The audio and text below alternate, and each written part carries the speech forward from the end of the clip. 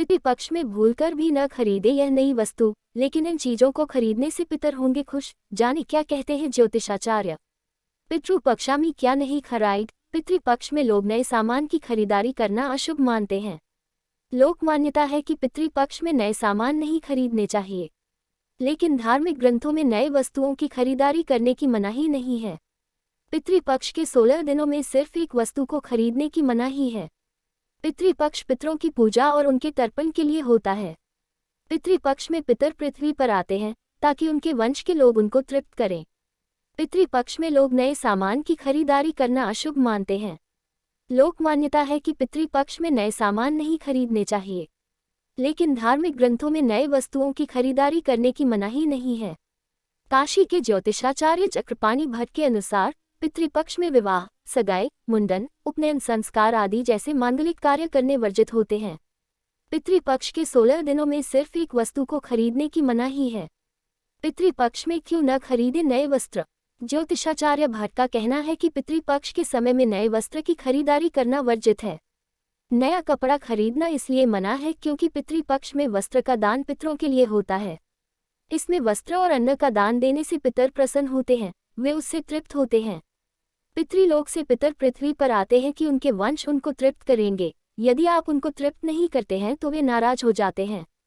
पितरों की नाराजगी के कारण व्यक्ति के जीवन में कई प्रकार के संकट पैदा हो जाते हैं। करियर, सेहत और धन संकट का सामना करना पड़ सकता है। संतान सुख से वंचित भी होना पड़ सकता है। पितृपक्ष में खरीदारी से नए सामान में प्रेत का वास होता है।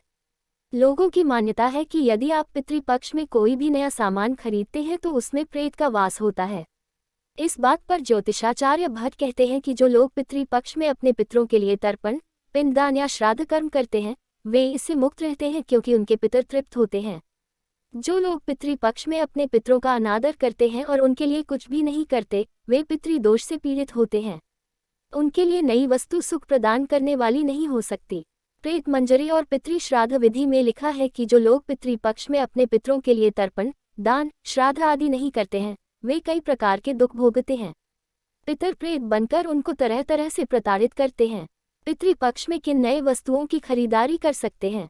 ज्योतिषाचार्य भट्ट के अनुसार पितृपक्ष में नए कपड़ों को छोड़कर आप नया मकान, प्लॉट, फ्लैट, नई गाड़ी आदि की खरीदारी कर सकते हैं, इसमें कोई मनाही नहीं है। जब आप पितरों को प्रसन्न रखते हैं तो पितृपक्ष में इन वस्तुओं की खरीदारी करने से पितर खुश होते हैं, वे आपकी उन्नति से प्रसन्न होते हैं। यह एक गलत धारणा बन गई है कि नए कार्य या नई वस्तुओं की खरीदारी पितृपक्ष में नहीं करनी चाहिए। कब से शुरू हो रहे हैं पितृपक्ष। इस साल पितृपक्ष का प्रारंभ 29 सितंबर से होने वाला है। उस दिन पूर्णिमा और प्रतिपदा तिथियों का श्राद्ध है। पितृपक्ष का समापन 14 अक्टूबर को सर्व पितृ अमावस्या के दिन होगा। उस दिन जाने और अनजाने सभी पितरों का श्राद्ध होगा।